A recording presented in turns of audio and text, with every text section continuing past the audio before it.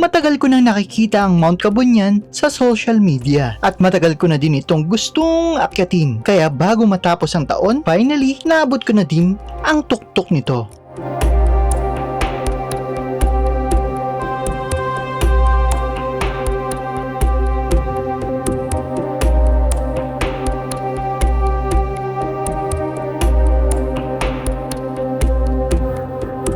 Ang jump-off point ng Mount Kabunyan ay sa Barangay Poblasyon sa Bacon, Benguet. Lampas 10 oras ang minutor ko para marating ito. Walang event, walang organizer. 100% DIY ang ginawa ko.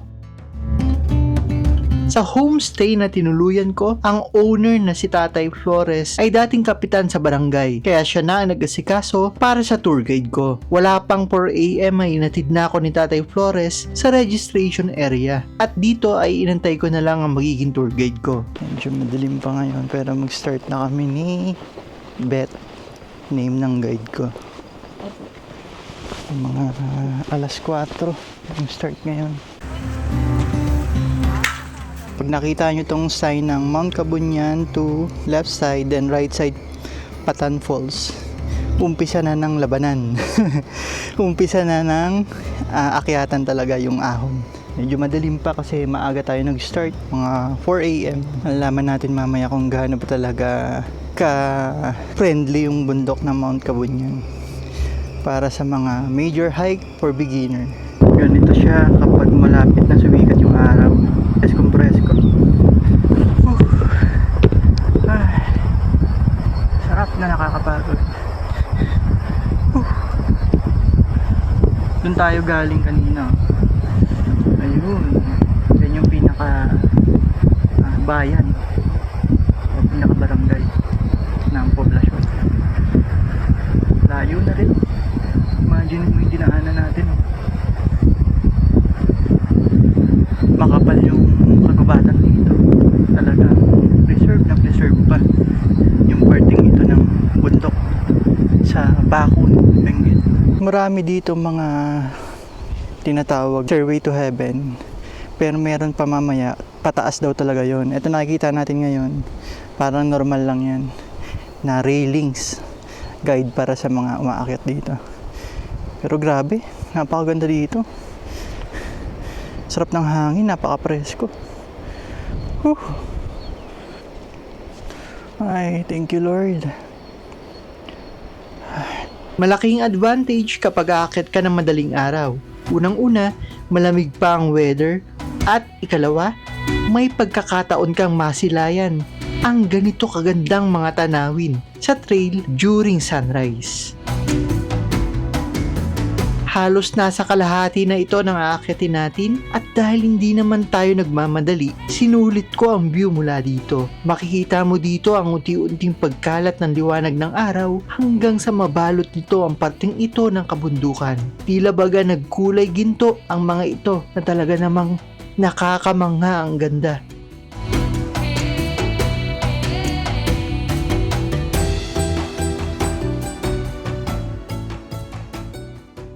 Dito na din kami nagpang-abot ng isa pang grupo na pawang mga kapulisan pala. Kami lamang 2 grupo ang aakyat ngayong araw sa Mount Kabunyan. Mula sa bahaging ito ay magtutuloy-tuloy na ang ascent.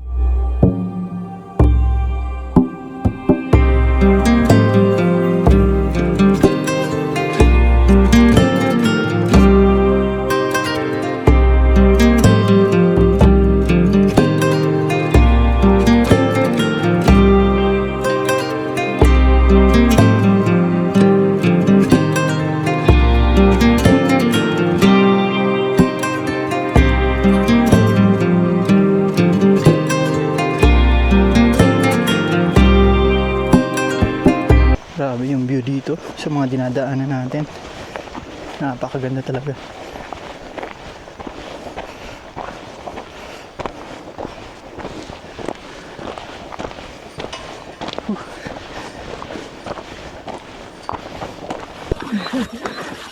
Grabe yung view, no? Ayan na ba yun? GG tayo dyan mamaya.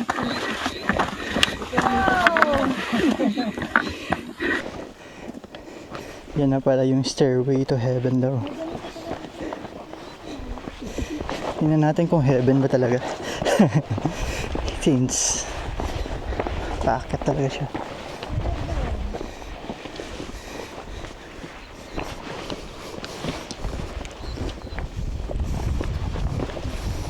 Ang sarap ng hangin.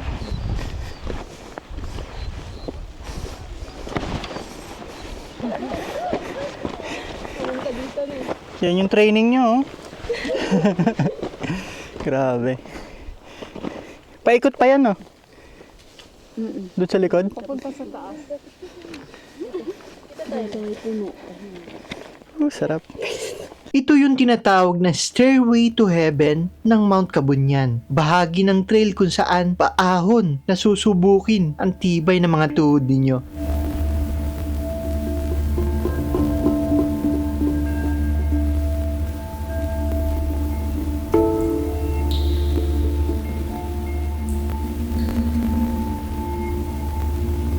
Bagamat maikli lamang ito, hanggat maaari ay iwasan ninyo ang abutan ng tirik na araw dahil talaga namang napakainit sa parting ito. Sa kwento ng ating tour guide, marami ding hikers ang hindi nakapag-summit dahil sa matinding init, pagod, at ang iba pa ay kailangang i-rescue. Kaya laging tandaan na dapat ay nasa kondisyon ng inyong katawan at isip kapag aakyat ng bundok. May tamang pahinga, tulog, at hydration, at higit sa lahat ay merong preparasyon bago umakyat ng bundok.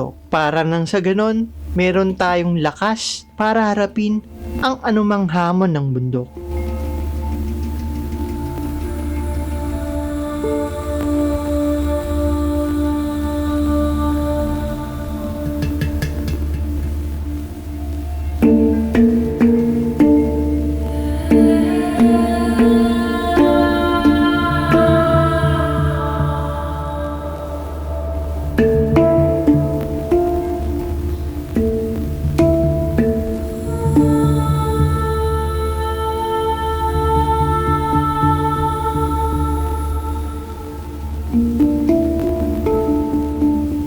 Umpisa na tayong akyatin yung stairway to heaven dito sa Mount Kabunyan. Yan siya, oh. Nakita nyo sa video.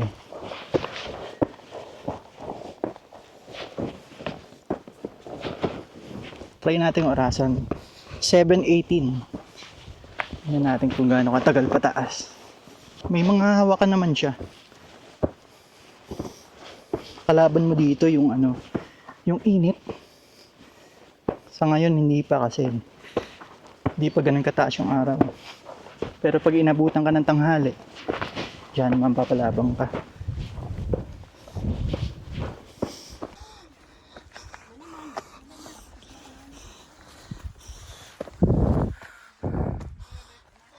Medyo malapit na tayo. After nung stairway to heaven, less than 10 minutes lang or 5 minutes. Ito nakikita natin ngayon. Yan yung pinakasummit. So dadaan tayo dun sa mga gilid ng pine trees. Paakyat dun sa pinakataas. Yung apat na magkakasunod na pine trees. Yun na yun. Ang hangin dito. Ang sarap. Kaya siguro tinatawag na major hike friendly. Major hike beginner friendly yung Mount Kabunyan kasi hindi naman siya ganun kahirap kung tutuusin. O dahil ba maaga kami nag-start kaya hindi ganun kainit. Pero subjective kasi yan eh. Depende yan sa mismong may katawan kung gaano siya naging ready yung preparation niya dun sa pag-akyat ng bundok. Meron kasing easy hike lang pero wala kang ginawang paghanda. So talaga nahirapan ka. Pero based sa experience ko sa mga bundok na naakyat na natin, I think pwede siya sa beginner friendly or nakaakyat ka ng ilang bundok as part of your preparation, pwede na. Yan. Tsaka sulit na sulit dito yung ganda ng view. Kita nyo naman dun sa mga footage natin. Talaga napakaganda. Panoramic. Sarap. Matapos magpahinga saglit ay nag-umpisa na kaming maglakad muli para abutin ang summit ng Mount Kabunyan.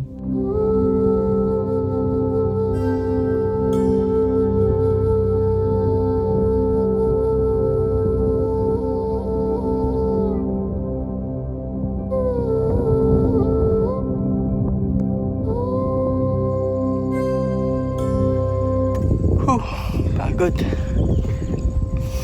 Tamang-tama yung windbreaker natin mula sa Columbia, sa ROX. Pang mainit, tsaka sa lamig. Malakas na hangin. Ito na yung ika-4 na hangin bridge. Kanina madilim pa kaya hindi natin mapakita. Pero yung pinakauna, yun yata yung pinakamalakas. Pinakamalakas yung tubig sa ibaba. Then pinakamahaba dun.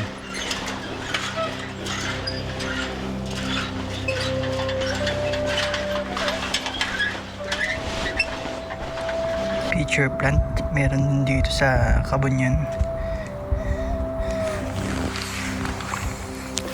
Yan. Medyo dry nga lang yung iba. Yun. Ito nakikita natin ngayon, mga kabaong yan. Nasa higit 100 years na din daw yan, kaso hindi nila alam kung kaninong mga labi yan kasi walang nakapangalan, walang documents para makapagtukoy at wala rin nagkiklaim na kamag-anak. So sabi nung guide natin si Beth, possible daw na baka Spanish yan, Espanyol or Kastila noong mga panahon ng World War II. Anong malapit na tayo.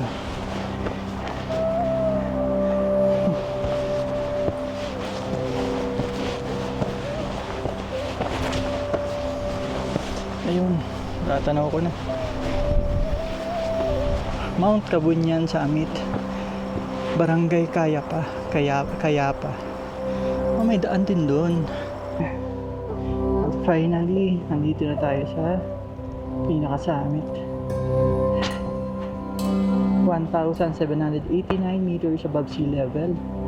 Home of God Kabunyan. Ay, salamat. Thank you, Lord. Ang Mount Kabunyan ay may taas na 1,789 meters above sea level at itinuturing na sagradong bundok ng mga residente ng Bakun. Hango ang pangalan nito sa isang deity o god na si Kabunyan, ang kinikilala noon na supreme god ng mga katutubo sa Cordillera.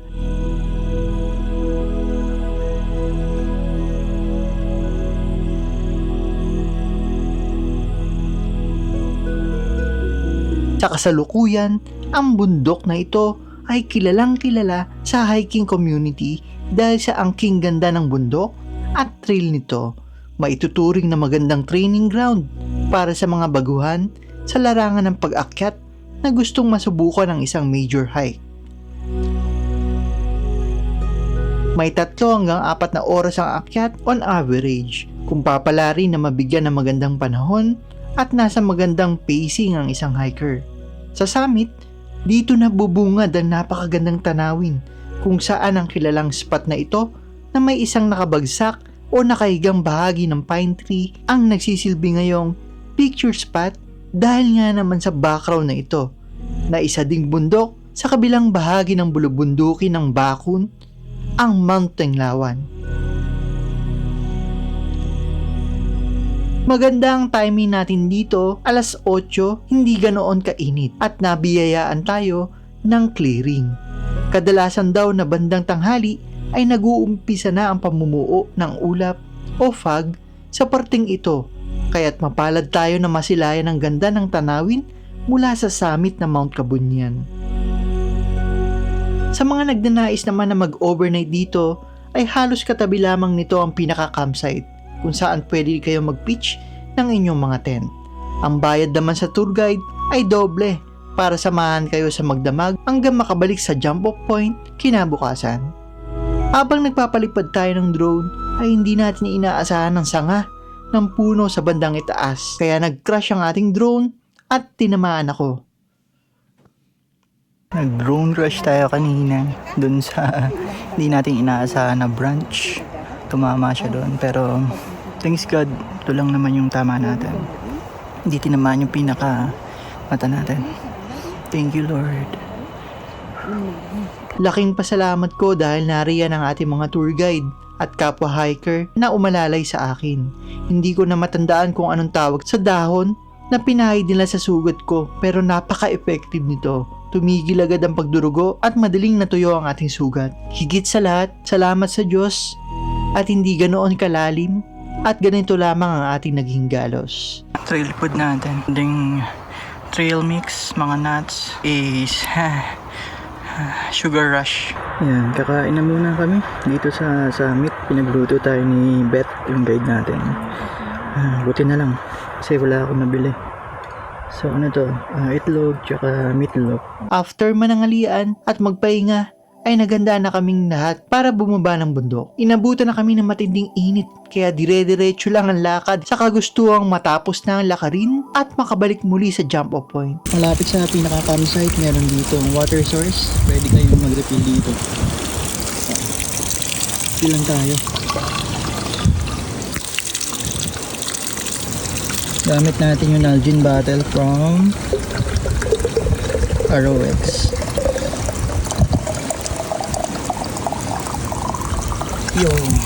Backtrail ang aakyat natin sa Mount Kabunyan. Kung ano ang dinaanan natin paakyat, ganoon din pababa. Ang hanging bridge, ang stairway to heaven, at sa dulo, ito ata talaga ang pinakamalaking pagsubok at ang tunay na stairway to heaven. Ito yung sementadong hagdan at daan mula sa jump off point na magiging paakyat na kapag pabalik. Pagod ka na sa akyat, pero meron palang huling obstacle. Itong mga sementadong daan. Madali lang to kapag aakyat ka pa lang, pababa kasi lahat yan. Mahaba rin to. Mamaya makikita natin. Mas napagod pa ata ako dito sa totoo lang dahil sobrang init na nang narating namin ito. After umakyat, pwede nyo namang gawing side trip ang kilalang basketball court na ito ng Barangay Poblacion at ang Teki Falls na wala pang isang oras mula dito. Tunay namang napakaganda at masarap akyatin ng Mount Kabunyan at siguradong babalikan ko ang dalawa pang bundok dito sa Bacon, Benguet, ang Mount Tenglawan at Mount Patulok. Ikalawang episode pa lang ito ng ating Benguet series. Sa susunod na episode, magka-camping naman tayo sa Mangkayan, Benguet sa gilid ng napakataas na bangin. Kaya huwag kalimutang mag-subscribe sa ating YouTube channel para hindi nyo ito mamiss. Thank you for watching and see you on our next adventure.